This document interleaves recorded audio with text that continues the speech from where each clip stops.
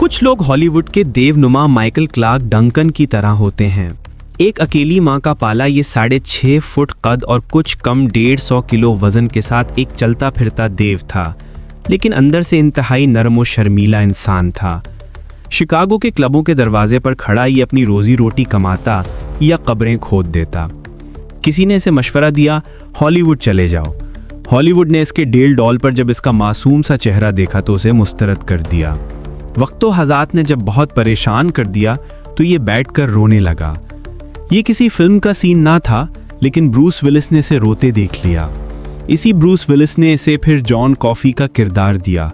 The green miles नामी ये film super hit हुई और माइकल क्लार्क डंकन दुनिया भर में मशहूर हो गया। कभी कभी बड़े बड़े लोग भी वक्त के चुंगल में फंस जाते हैं। बेबसी, लाचारी और अंदर की तन्हाई, एंजाइटी वो डिप्रेशन बन जाती है। ब्रूस विलिस की एक मशहूर फिल्म हॉस्टेज थी, जिसमें वो अपनी बेटी और ख़ानदान को बदमाशों के चुंगल से बचाता है।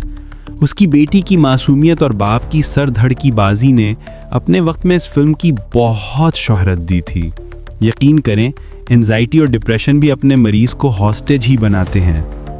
हमें यकीन नहीं आता कि हमारे आसपास बज़ाहिर एतमाद से चलते फिरते हमारे ये बड़े और मजबूत रिश्ते किसी आसेब के चुंगल में फंस चुके हैं।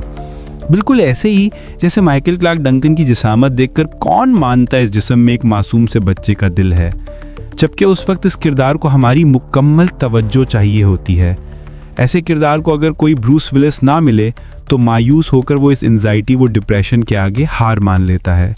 माशरा फिर हैरत से पूछता है, आखिर इसे हो क्या गया था, इसने खुदकुशी क्यों कर ली?